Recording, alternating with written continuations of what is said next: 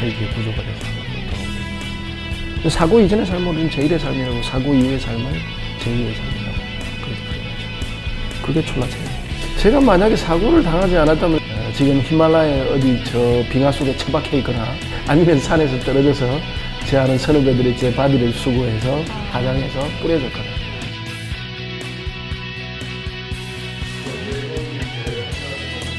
이게 어디 가는데? 그러고 지구본을 갖고 한번 그리봐 그러시는 거예요. 제가 빨간 줄을 쫙 껐어요. 지구 반바퀴죠. 딱 보는데 형 제일 첫 번째 한마디가 딱 보더니 튀기네 그러는 거예요.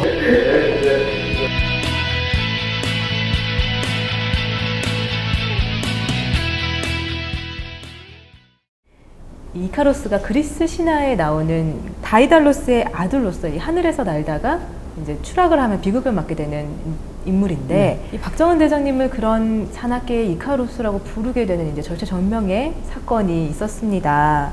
이 바로 네팔 히말라야 촐라체 북병 등장인데요. 그러니까 현재까지 이 한국 등반사에 큰 획을 그었던 이런 등반임에도 불구하고 대장님의 인생을 또 송두리째 바꿔놓은 또 계기가 됐는데, 먼저 이 네팔 히말라야 촐라체 북벽에 대해서 좀 먼저 설명을 해주시겠어요? 사실은 뭐 이카루스의 꿈이라고 이렇게 이야기를 하는데 저는 제일 안 좋아하는 단어예요. 제가 사실은 이 원정 이후에 이카루스의 꿈 위에 한 2년 동안을 계속 추락했거든요. 이제 에베레스트에서 이 남동쪽으로 한 15km 정도 떨어져 있거든요. 남산 쪽으로. 1300m의 평균 경사도 75도 정도 되는 벽이라고 보면 되죠. 이 촐라체는 실제로 이 시대를 이끌어가는 최강의 알피니스트들이 한 번쯤 자기 자신을 되돌아보기 위해서 가는 곳이에요. 그래서 그 촐라체라는 곳을 선택했던 거고, 내가 어디까지 와 있는지를 한번 테스트해보고 싶었던 거죠. 근데 참 촐라체는 사실은 제가 계산을 좀 잘못한 부분들이 좀 있었어요. 촐라체는 3개월 동안 해가 들지 않는다는 걸 몰랐던 거예요. 겨울 시즌에는. 그걸 어딘가에서 알았더라면 제가 겨울 시즌에 선택을 하지 않았을 거예요. 히말라야 동계 기온이 보통 촐라체 정도 되면 한 15도 정도, 20도 이렇게 내려가거든요. 근데 거기에 10도 정도 더 플러스 된다고, 15도에서. 근데 더 추운 곳에서 단 말이에요. 근데 이런 백에서는 테크니컬하기 때문에 사실은 장갑을 두터운 걸 끼지를 못해요. 얇은 장갑만 끼거든요. 그걸 느끼면서 올라가야 돼요. 예, 그럼요. 그래서 겨울에는 아무도 안 가요, 촐라체는. 이제 계속 여쭙기가 좀 죄송스럽긴 하지만 그때 일을 떠올리게 해드리는 것 같아서 죄송하긴 한데, 좀 그 당시 사실 등반은 성공하신 거였잖아요. 네, 등반 잘했죠. 네. 근데 촐라체는 오르기도 되게 힘들어요. 네. 잠을 어떻게 자느냐면, 촐라체는 그 얼마 전에 재작년 11월 11일이죠. 김일영 대장이 근데 거기서 추락사했던 이유 중에 하나도 그 처음으로 있는 그 록캐빈이 있어요. 캐비넷처럼 생긴 바위가 있거든요. 그 바위를 찾지 못하면 등반을 할 수가 없어요. 왜냐면 첫날 안락하게 잠을 잘 수가 없어요. 이게 아주 좁은 공간이에요. 이 정도밖에 안 돼요. 근데 이 속에서 이제 두 사람이 잠을 자야 되는데, 안전벨트를 묶은 상태에서 이렇게 매달려서 피톤을 박은 상태에서 잠을 자는 걸 얘기하는 거예요. 근데 그건 잠이 아니에요. 왜 잠이 아니냐? 아침을 기다리는 거라 그러거든요. 그 빙백면에 우리가 사람이 붙어 있으면 침낭 속에 들어가 있다고 하더라도요, 힙을 타고 쫙 오면서 이 뒤꿈치를 타고 발가락 끝에 와서 추위가 딱 멈춰요. 그 다음에 이렇게 이 어깨선을 타고 엘보를 타고 와서 손가락 끝에서 멈추고, 척추를 타고 와서 이 정수리에서 멈춰요. 세 지점에서부터 점차 안으로 얼려 들어오기 시작해요. 그리고 모든 인체의 관절을 다 얼려버리죠. 근데 온몸이 굳어버리죠, 용수철처럼. 비로소 사람이 활동 능력을 가지는 데까지 1시간 정도가 걸리고요. 어느 정도 풀리는 데까지. 그리고 30%는 끝까지 돌아오지 않죠. 한 70% 정도만 회복돼요. 근데 그런 속에서 그 다음날 등반을 해야 되는 겁니다. 그래서 그런 곳에서는 이제 우리가 죽음 속에 있는 건데, 그걸 우리는 시간과 공간에 정지한 상태라고 느껴져요. 그 시간과 공간이 정지하고 두 사람만이 그 속에서 움직이고 있는 그런 느낌을 받게 되는 거죠. 근데 그렇게 해서 이제 실질적으로 이 촐라체 같은 백보다는 무거운 것들을 가지고 갈 수가 없어요. 그냥 최소한의 식량만 가지고 올라간 거거든요. 뭐 칼로리바 2개 정도? 뭐 4개, 뭐 이게 식량의 전부예요. 그래서 그 이전에 인체에 비축되어 있는 이제 몸에 있는 지방들과 이런 것들을 분해하죠. 어떻게 분해하냐면은 일주일 만에 최강식이 저와 18kg가 빠져서 돌아오고. 근데 그렇게 해서 결국 졸라체를 3박 4일 동안 이제 오르게 되는 거죠. 근데 너무나 다행이었죠. 그 졸라체를 오른다는 건요. 정상을 오른다는 건 제가 정상에 섰을 때 제 앞에 나열되어 있던 새로운 산들, 제가 가고자 하는 산들이 파노라마처럼 펼쳐져 있죠. 그걸 위해서 산을 가는 거니까. 그걸 보면서 다음에 갈 산들을 선택하는 거죠. 그러고는 반대편으로 이렇게 하산을 하게 되고, 반대편은 경사가 좀 없는 곳이니까 한 45도 정도 되는 그런 경사면이죠. 63 빌딩과 같이 나열된 그 빙탑 위를 건너서 이렇게 내려오게 되는데, 그리고 이제 크레바스 시대에 왔을 때는 이렇게 로프를 묶고 지나가게 되거든요. 이렇게. 이제 크레바스는 뭔지는 알죠? 네네네. 뭐예요? 그 크랙처럼 이렇게 파여지는. 네, 빙하에 균열된 틈 사이를 이야기하는 거죠. 근데 그 크레바스에 빠졌어요. 히든 크레바스에 빠진 거죠. 저는 잘 건너왔는데. 한 2m 넘는 큰 크레바스였어요. 최강식은 그때 제가 지나오고 조심해야 하는 순간 떨어졌고, 무려 23m를 추락한 거죠. 불규칙한 빙하에 부딪히면서 다리가 부러졌고, 이제 저는 이제 5번 척추의 3분의 2가 함몰됐고, 왼쪽 갈비뼈, 오른쪽 어깨가 이제 탈골된 거죠. 사실은 뭐 이건 죽음이죠, 어떻게 보면. 우여곡절 끝에 그 크레바스를 우리는 탈출할 수 있게 되죠. 그 과정은 상당히 숨 막히는 순간들이죠. 그리고 한 2시간여 되지만은 너무나 긴 시간 같이 느껴지는 거죠. 실제로 긴 시간이고요, 2시간은. 나왔지만은 그때부터 산행이 시작이었어요. 그 전까지는 산행이 아니요, 실제로.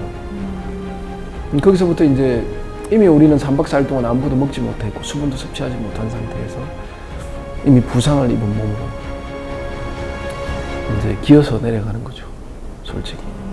그 다음날 이제 평소 같으면 3시간 거리면 민가가 있는데 꼬박 12시간을 기어서 이제 내려가는 거죠.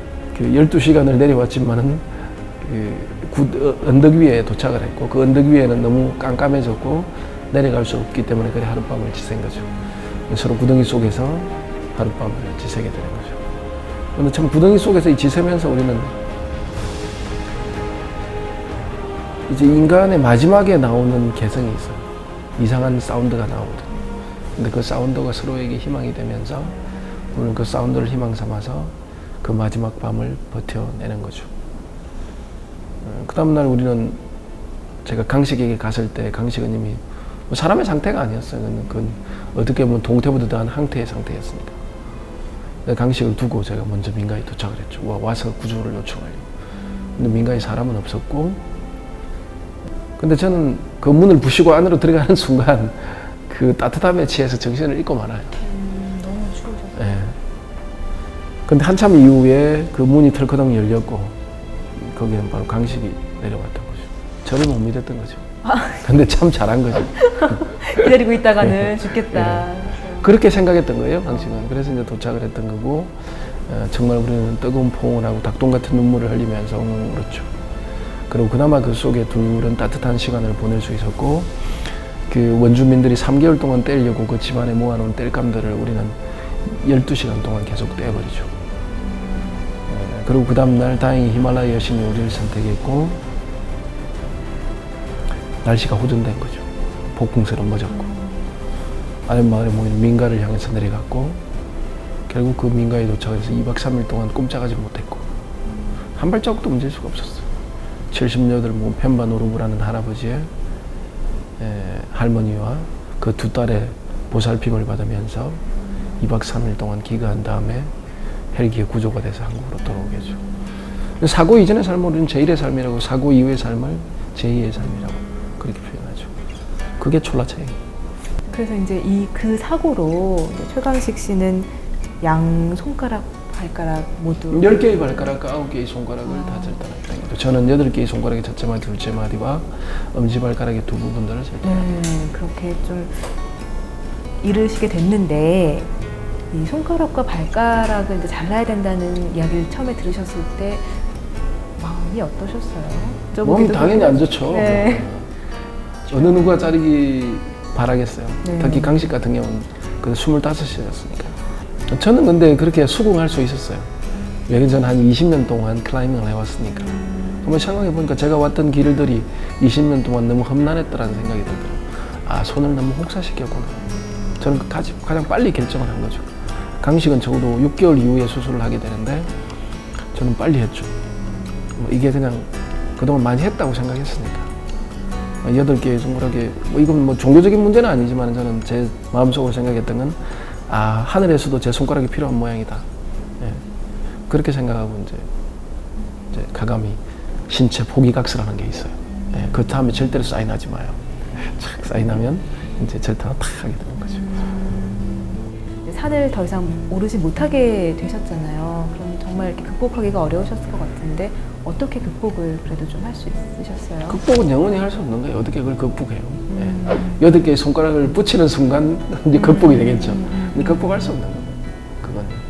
왜냐면 제가 올랐던 과거의 그 희열들과 그 삶들에 대한 느낌들을 반복해 보고 싶은 게 제 최고의 제 꿈이기도 하고 제가 하고 싶은 일인데 실제로 과거에 했던 등반들을 뒤집어 갈 수 없잖아요. 그게 제 삶에서 가장 안타까운 거죠. 그렇지만 그게 연연할 필요는 없는 거고 새로운 산을 향해서 새로운 산을 만들어서 가는 거죠.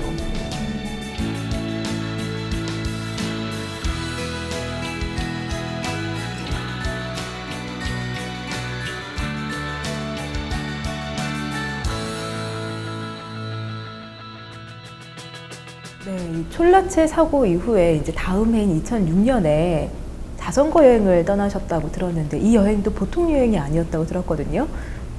어떻게 이 여행에 합류하게 되셨어요? 저는 이제 후배들이 한번 찾아왔었죠. 예, 와서 한번 그때 사실은 제가 한참 이제 방황의 늪에 빠져 있을 때였거든요. 왜냐면 이제 막상 8개의 손가락을 자른다는 건 저에게 어떻게 보면 이 피아니스트에게 10개의 손가락을 자른 것과 동격이었거든요. 20년의 모든 삶을 하루아침에 잃는 것과 동격이었거든요. 다행히도 그때 후배들이 찾아와서 한번 같이 가자고 이야기를 해서 사실 관심도 없었던 거죠, 자전거라 그러면. 근데 이제 한번 이 기회에 뭔가 새로운 그 전환점이 필요하게 된 거죠. 가만히 보면 그때 이제 산과 삶이라는 건 다 동격이라는 걸 느꼈어요. 그게 뭐였느냐면 첫째는 우리가 삶을 살아가는 데 있어서 주변 환경과의 전쟁을 하는 거예요. 주변 환경과의 전쟁. 그 다음에 또 이렇게 같이 갔던 후배들과 앞서거니 뒤서거니 하면서 동료와의 전쟁을 하는 거예요. 근데 주변 환경과의 전쟁도 좋고 동료와의 전쟁도 좋은데 내 스스로 이 페달을 밟지 않으면 나는 이 속에서 도태되는 거예요. 그래서야 이제 깨우치게 되죠. 아, 내가 20년 동안 왜 방황하지 않았는지. 뒤집어 보니까 히말라야는 2,400km예요. 그게 8,000m 봉우리가 23개 있어요. 그 다음 7,000m 봉우리는 250개가 넘어요. 그러니까 언제나 이 20년 동안 이 수많은 산들이 제 목표였던 거예요. 그러니까 방황할 여지가 없었던 거죠. 근데 하루아침에 이 수많은 산들이 제 삶에서 사라졌던 거죠. 그래서 끊임없이 방황하기 시작했던 거죠. 그래서 그제서야 다시 깨우친 거죠. 목표 없는 삶이 얼마나 인생을 방황하게 만드는지를. 박정원 선배님하고 이제 기억에 남는 것들이 몇 가지 있는데요. 타클라마칸 사막의 남부를 가는데 그날따라 제가 컨디션이 너무 좋았어요. 그래서 정원이 형을 한번 이겨보고 싶다 하는 생각이 들어서 이 자식 그걸 치고 있어요. 체력이 저질이에요, 저 친구들은 다. 시속 55km 정도를 유지하면서 2-3시간을 달렸는데 정원이 형이 이렇게 제가 막 치고 나가니까 쓱 따라 붙더니 계속해서 제 옆에 붙어서 가시는 거예요. 그래서 또 오기가 생기잖아요. 계속 달렸죠. 그래서 그날 처음으로 하루 200km를 달린 기록을 찍었는데 역시 박정원 선배의 어떤 그 집념? 후배한테 좀 봐줘도 되는데 네, 근데 이제 어떤 그런 그 알 수 없는 묘한 경쟁의식 같은 걸 저는 느꼈어요. 아마 근데 선배님은 좀 재미있게 하려고 이제 저를 맞춰주신 거겠지만 아직 그때가 기억이 나요. 서로 한치의 양보도 없이 한 3시간을 넘게 뭐 시속 50, 60을 넘나들면서 자전거를 탔던 그때가 아직 기억에 남습니다. 기억나시나요?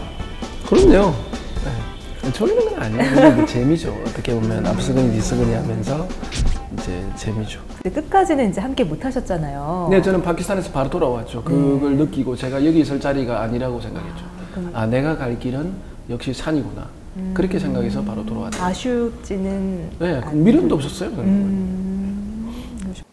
아니요, 전혀 서운하지 않았어요. 왜냐하면 어차피 끝까지 가기 힘든 상황인 거를 제가 알고 있었고 그만두는 거에 대한 아쉬움보다는 제가 가는 길에 선뜻 동행을 해줬던 그 고마움이 훨씬 더 컸죠. 왜냐하면 제가 진주에 그 선배님 집을 찾아갔을 때 지구본을 갖고 왔어요. 근데 어디 가는데? 그러고 지구본을 갖고 왔고 뭐 어디서 어디까지 갑니다 했더니 한번 그려봐 그러시는 거예요. 그래서 이거 매직인데 이거 지구본에 그리면 안 지워집니다 했더니 그려봐라 괜찮다. 그래서 제가 빨간 줄을 쫙 껐어요. 지구 반바퀴죠. 딱 그런데 형 제일 첫 번째 한마디가 계속 보더니 쥐기네 그러는 거예요. 그래서 일단 그 쥐기네 하는 경상도 그 사투리가 되게 저한테 강하게 왔어요. 왜냐면 내가 꿈꿨던 길을 내가 형한테 이렇게 얘기를 했는데 너무 멋있는 박정원이라는 사람이 그 길을 보고 와 멋있다 쥐기네 라고 하니까 너무 막 더 설레이는 거죠. 고맙기도 하고 거기에다가 이제 바로 결정은 짓지는 않았지만 형님 같이 가시면 참 좋을 것 같습니다 라고 했을 때 한번 생각해보자 그랬는데 이제 떠나기 얼마 전에 전화 와서 자전거 뭐 사면 되는데 그래서 이제 그때 그 같이 가게 됐을 때 아주 그 기쁨, 고마움 뭐 이런 것들 네, 많이 기억에 남습니다. 네, 박정원 선배님 참 자주 만나지는 못하지만 이렇게 새롭게 만나게 됐습니다. 제가 처음 그 유라시아를 갈 때 형님이 같이 동행을 해주셔서 그게 저한테는 참 많은 도움이 됐고 그리고 아주 고마운 추억으로 저는 남아 있습니다. 늘 응원해 주시고 그리고 무엇보다도 저의 첫 원정에 동참을 해주신 형이 지금 또 더 멋있는 모습으로 다양한 일을 하고 있는 모습을 볼 때 너무나 고맙고 저도 닮고 싶은 부분이 많이 있습니다. 네, 고맙습니다. 네, 대사님 이런 후배 있으시면 참 든든하실 것 같아요. 많아요. 서운해 하시겠는데 그 쥐기네 한 번만 해주시면 안 돼요? 네? 쥐기네 이거 한 번만 해주시면 안 돼요? 시기네. 그럼 이제 이 든든한 후배 남영호 대사님께 영상 편지 한마디 해주시겠어요? 아니 어디를 보고 해야 되는 거예요? 카메라 저거예요? 하시면. 뭐라고 이야기를 보충을 해야 되죠? 이런 것들은. 편하게 하시면 돼요. 네. 영화 이번에 저 엠카트 사막을 횡단하는 걸 잘 봤고 어떻게 보면 이 길이 없는 곳에서 길을 만들어가는 게 탐험이니까 인생의 탐험을 통해서 인생의 에베레스트를 오르기를 바라면서 탐험에 멋지다. 됐어요? 영상 편지 그런 거 어색하네.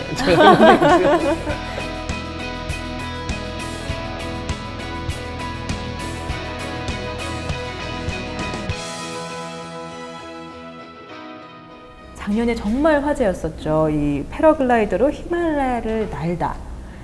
어떻게 그런 생각을 하시게 되셨어요?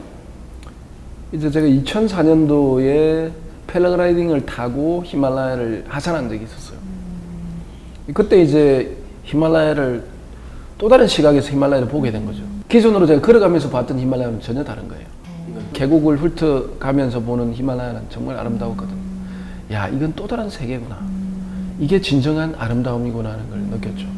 그래서 언제 기회가 되면 이걸 한번 해봐야 되겠다고 생각하고 그걸 생각만 하고 있었는데 그 촐라체 이후에 그 생각들을 다듬기 시작했던 거죠.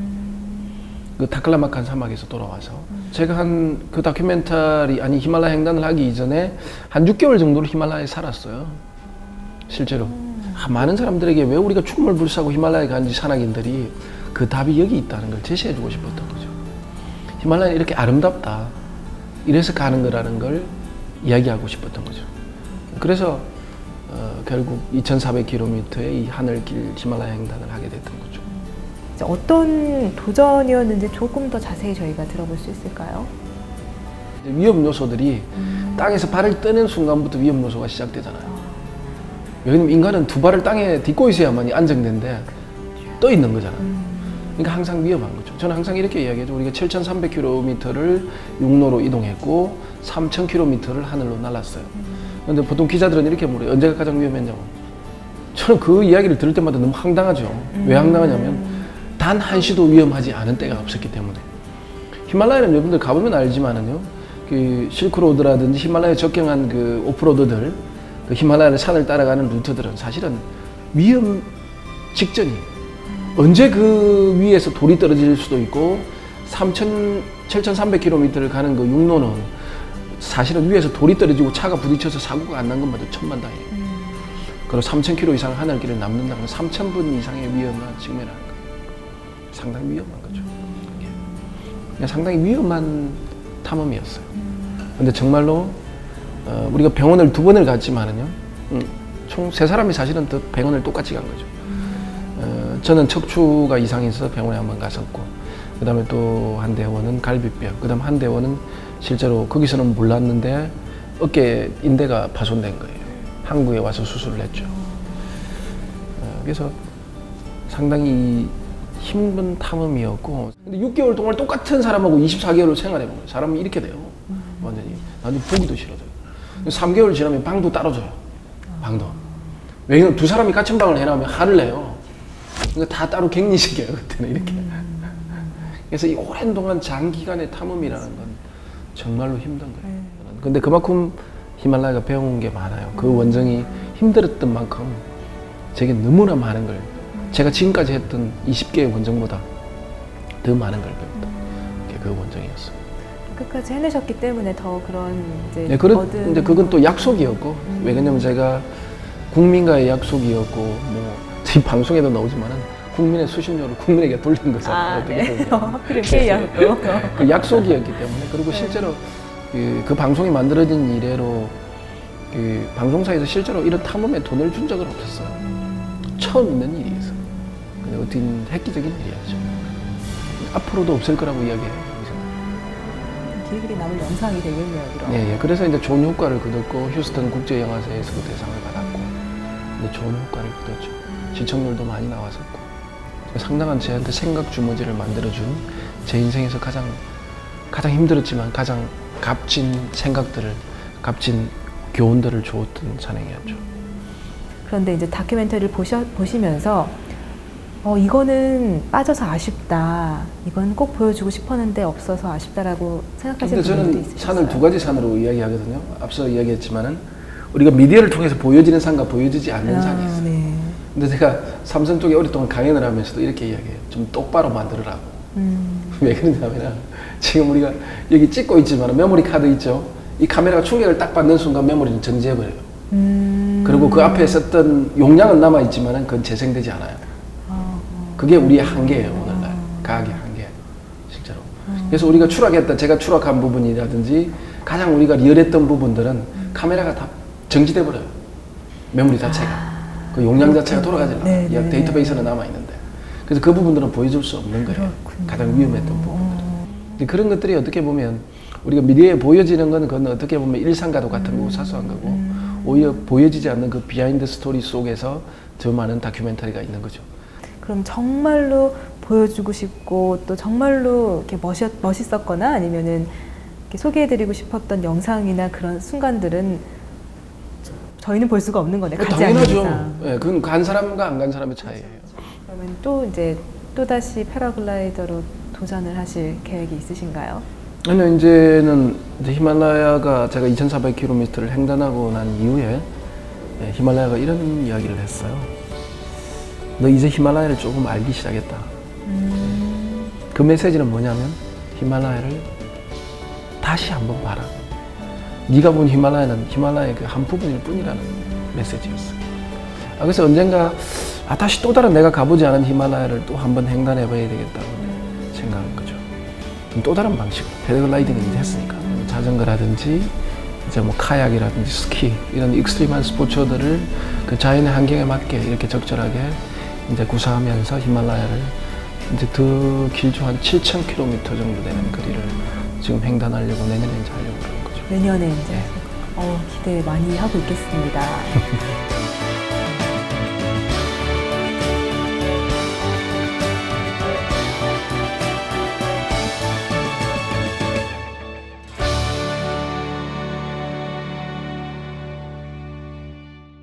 네, 이제 저희 프로그램의 마지막 코너로 이제 좌우명을 써주시는 시간이거든요. 여기 저는 대장님의 상장 주는 줄 알았는데.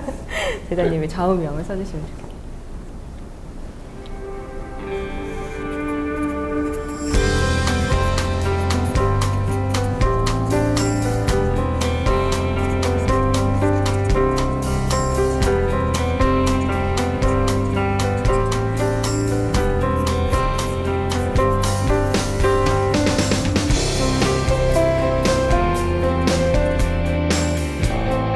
네, 대장님 이렇게 바쁘신 와중에 시간 내주시고 또 좋은 말씀 많이 나눠주셔서 너무나 감사드립니다. 저희가 정말 약소하지만 소정의 선물을 준비했거든요. 맞습니다. 네, 오늘 함께 메일이 누구예요? 저의 마음이 담겼습니다. 고맙습니다. 네, 정말 함께 해주셔서 감사드리고 앞으로의 또 행보에도 저희가 응원하겠습니다. 오늘 감사드립니다. 고맙습니다. 세계적 등반가 알랑 드 샤텔리우스는 등산은 길이 끝나는 데서부터 시작한다고 말했습니다. 보통은 길이 없는 막다른 곳에서 절망하고 또 주저앉기 마련이죠. 아무도 길을 찾을 수 없는 곳에서 새로운 길을 발견하고 또 늘 남이 가지 않는 길을 향해 도전하시는 박정원 대장님이 가시는 길은 그래서 더욱 우리들 마음속에 깊이 새겨지는 것 같습니다.